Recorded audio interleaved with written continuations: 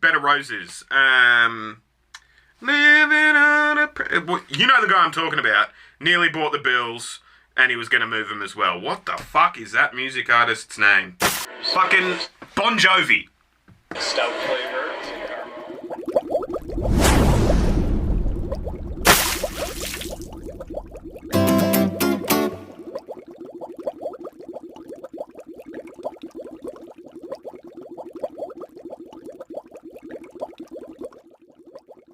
Sup squad, it's your Squid, aka the Anxious Squid, here at Anxious Squid Productions. I moved to Buffalo about 2 years ago. Well, I moved to Niagara Falls, same sort of area, you know what I'm talking about. And yeah, I've been doing a bit of construction-y work and stuff like that in the last few weeks, and I drove past this shirt at a flea market on the 4th of July, and I was like, what the hell are the Buffalo Braves? The guy I've been doing some work with was like, and his dad was like, oh, they were a basketball team, you know, they're the Clippers now. And I was like, what? So I figured we'd look into it, right? And I bought the shirt, so. But yeah, these guys are the people who support the channel on a financial basis. Thanks for doing that, guys. If you want to, you know, do that as well, that'd be cool. But I'll get rid of that graphic and I'll hit play, shall I? Let's do this. Are going to wear throwback jerseys in the Buffalo Braves. Let's go back. I've got like 2 or 3 really short videos because there wasn't a lot on YouTube. So if you're a Buffalo YouTuber and you want to do a big diatribe about the Braves, I reckon there's a gap in the market there for you. But throwback jerseys we'll see how we go. This year. Pretty cool, right? Same Mr. Uniform guy. And it also uncovers a little piece of NBA history that the league probably isn't very proud of. The Buffalo Braves existed as the original Los Angeles Clippers from 1970 to 1978. They played 8 seasons. 8 seasons, all right. They were actually very good. They had some great players there. Yeah, the dad, I was about to say, the dad said Bob McAdoo was the one that I should look into, and I have a highlights package of his that I'm gonna look into, so don't worry. But yeah, this is about the team on the whole. It's 716 Day today, by the way. I don't know if I mentioned that. It's actually 3 days before 716 Day while I'm filming this. But when you're seeing this on YouTube, it's 716 Day. That's the area code of Buffalo, hence why I'm doing this. And I've got another couple of Buffalo videos lined up for you today. But it feels weird saying today, 3 days before it, knowing that you guys are going to see it and it's going to be today. Just saying. This whole time concept is strange. But yeah, Bob McAdoo. Or Bruce? No, Bob. He's on my list. Moses Malone played for that team. Dr. Jack Ramsey coached it. They were in the playoffs. They were good.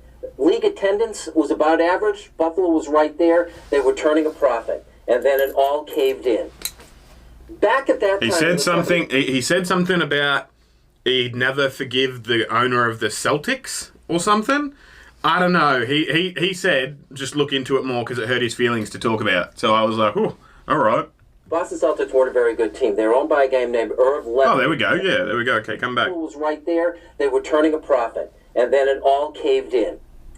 Back at that time in the 70s, the Boston Celtics weren't a very good team. They were owned by a guy named Irv Levin, and the Celtics not playing well. He wanted to move that team to California.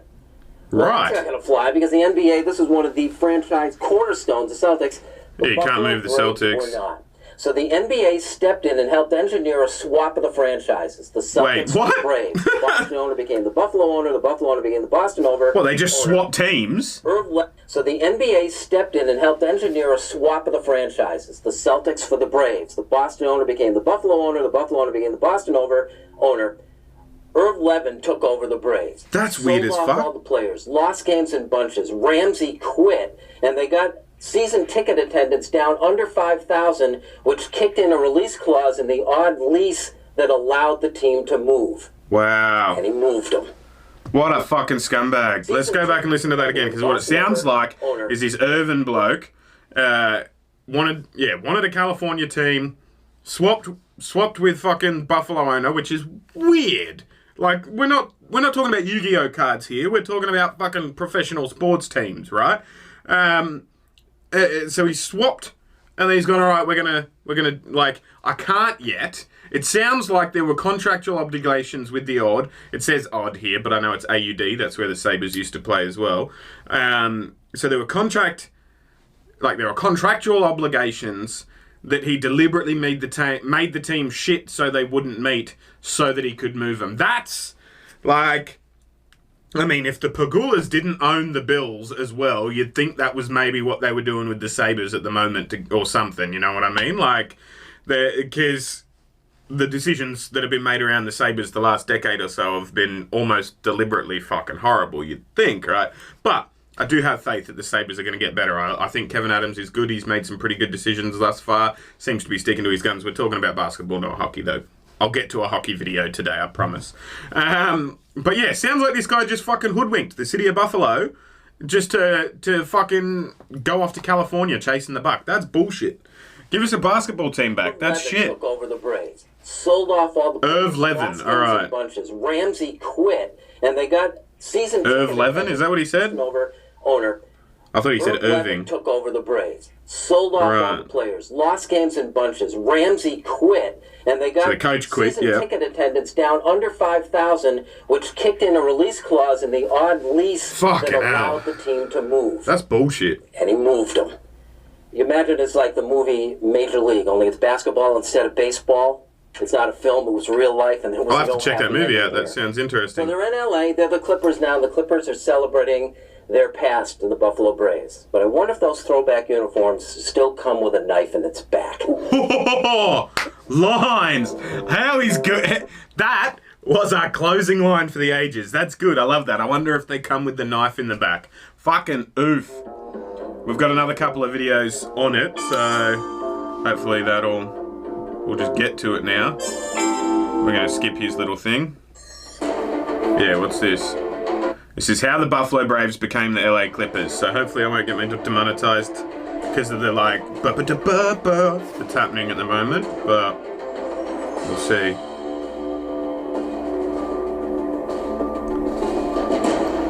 Well, that was a really Ralph Lawler. Circumstances. I'd been doing Philadelphia 76er games in Philly, so I knew those Buffalo Braves well because they played them every year. The team began to really flounder. All right. The fellow that owned the team was John Y. Brown, who founded John Y. Brown. Fried Chicken. Oh, wow, okay. He was really enamored with the Boston Celtics. The man who owned the Celtics was named Irv Levin, a Hollywood movie producer, and always dreamed of owning a team on the West Coast. And so the two of them wound up putting their heads together and said, why don't we trade franchises? Wow. John Y. Brown, he winds up owning the Boston Celtics. Wow. And the Celtics, Irv Levin, winds up taking ownership of the Buffalo Braves and gets them out of Buffalo immediately. When we got word that we were going to be moving from Buffalo to San Diego, it was unbelievable. And I like Buffalo; it was a great town, but to move to San Diego, the sunshine, and it was incredible. Shut up. Fans.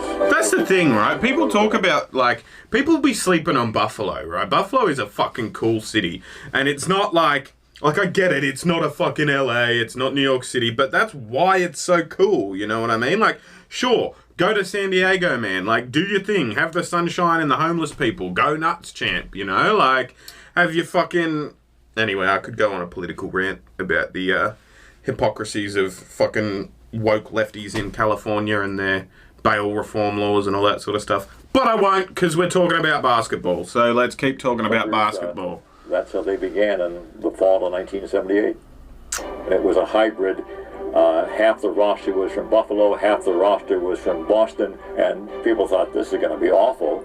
They did get a coup by bringing in Gene Shue, who was at the time one of the top coaches in the league and had coached the 76ers of the NBA Finals as recently as 1977. At the time, I was sort of like told it wasn't a very good job. My expectations always, as a coach, were see what you have, take the team, and see how far you can go. Yeah. Swan Nader was one of the guys they got. I averaged 15 points a game, and I was a rebounder, and leading rebounder. Oh, have a look at that hook shot. Next year. They didn't have a great scorer, so Gene, during training camp, went out and made a trade for... Then it was Lloyd Free, became World B. Free from Philadelphia, who he'd coached there. Okay. Well, with the Clippers, it was a great expectation. I knew that they had talent, so I said, what we had to do is try to go ahead and see if we could all mesh our talent together. When he traded for me, Gene said, hey, world, this is going to be your team. He could get a shot whenever he wanted. And He had incredible range. Yeah, wow, he hasn't missed one. Building, you know, one of those things. Yeah, and I was that kind of guy. With the personnel that we had, Gene Shoe style was perfect. Well, you know what? I always believed in. Yeah, tell me more about the Braves. I don't actually care about how you did as the Clippers, guys. Try to get the easy basket. It was run and gun, and it was exciting, and that's the kind of ball you want to play for the fans. We had people coming out in the city just going crazy for this team. For in LA. An expansion team to be able to compete and, you know, finish over 500, that was incredible. I quite honestly didn't have a clue, you know, how it was all going to come together. Somehow they won. I don't care. Games Yeah, we're going to skip it. I don't care how the Clippers did. Fuck you. This video is nothing about the Braves. This is the story behind One Buffalo, but I figured I'd include it because it's a 2-minute video and I didn't have a lot of options in terms of Braves videos, so I wanted to fill out some time and stuff. But yeah, the Pagulas seem like cool people. I feel like they get an unfair rap, you know, like in the Sabres comment sections and things like that, because things haven't gone well for the Sabres over, you know, the last decade or so, since Terry and Kim. Fucking Jesus, Julian. Let's figure it out, mate. Terry and the fucking Pagulas, you know who I'm talking about. You know, it could have been another Braves story with the Sabres. They could have been relocated. They still could be relocated to Quebec if it weren't for the fact of the Pagulas being around. They turned the Bills around. What's his name? Fucking Better Roses. Living on a... You know the guy I'm talking about. Nearly bought the Bills, and he was going to move them as well. What the fuck is that music artist's name? That's really going to annoy me. Anyway, let's watch this 2 minutes about One Buffalo, and maybe it'll come to me. Founded in Akron, New York in 1918 by H. Morton Perry. We're here today with over 120,000 square feet. We have 300 team members. I'm going to turn these captions off. I should have done that way earlier. Engaged with the Bills and the Sabres for the most part of the last decade. I don't know what button I just hit there. The Sabres flavors started us into sports marketing, co-branding. So we're excited to be partnered today with the Pagulas and the Bills and the Sabres and One Buffalo.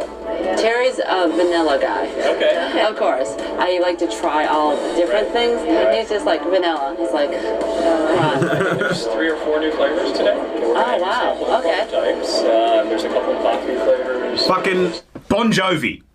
Stout flavor, caramel. I knew I'd get there. Flavor, it can take, sometimes if you nail it on the first concept, then you can go into... But yeah, that's what I was saying, right? I feel like Kim gets a bad rap. People, that's a horrible screenshot right there, isn't it? Sorry, guys. But, she gets a bad rap because the hockey team hasn't been doing well, right? But if the fact of the matter is, without the Pagulas, the Bills could have been in a different location, the Sabres could have been in a different location, and we wouldn't have major sport in this city, you know? Like, back home in Australia, cities this size, or with the feel of this size, you know, because it's got a small town feel to it, even though it's fucking massive, and it's a massive populace, you know what I mean? Like, places like Buffalo in Australia don't get major sports teams. They just don't, you know. There's no such thing as a small market team in Australia. You either have a large enough market that you can financially support the team, or you don't.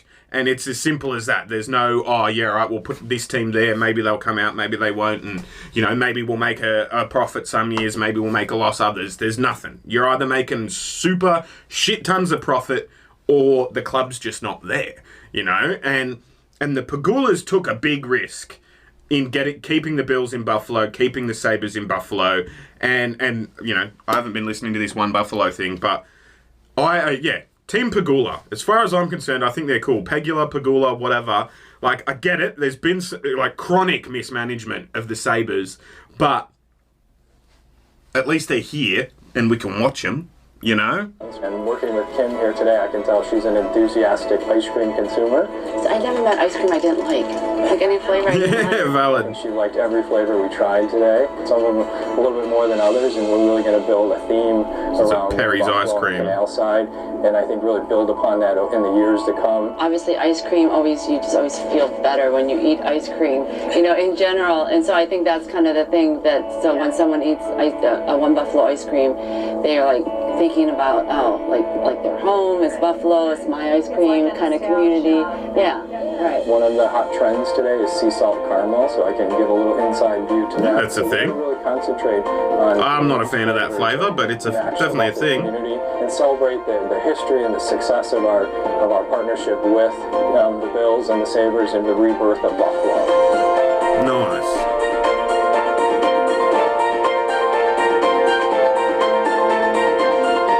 I like Perry's ice cream. I'll have to eat some of their ice cream for the food review playlist. That was interesting. I thought we were going to learn more about One Buffalo, but we didn't. That's cool. That's was sort of the story of the Braves. It sounds like this Irv guy is a bit of a wanker. Let me know. Share another video with me if there's a better video describing what happened to the Braves and everything. I feel like I've got a good nutshell of it there, but yeah. As always, if this is the first time you've stumbled across me, please do me a solid and hit the subscribe button. If you've already watched all of this up until now, you may as well. Also, watch some more of my content. That'd be sick. Maybe join these mad dogs and get some money, of your money, that is, into my money. Turn it that way. And I can spend it on shit. You know money. I know money. We both know money. I would like to become better acquainted with it. Anyway, I'm going to get on with my day. I'm going to record some more stuff. Happy 716 day. And yeah. I'll see you when I look at you. You'll see me when you look at me. Thanks for watching.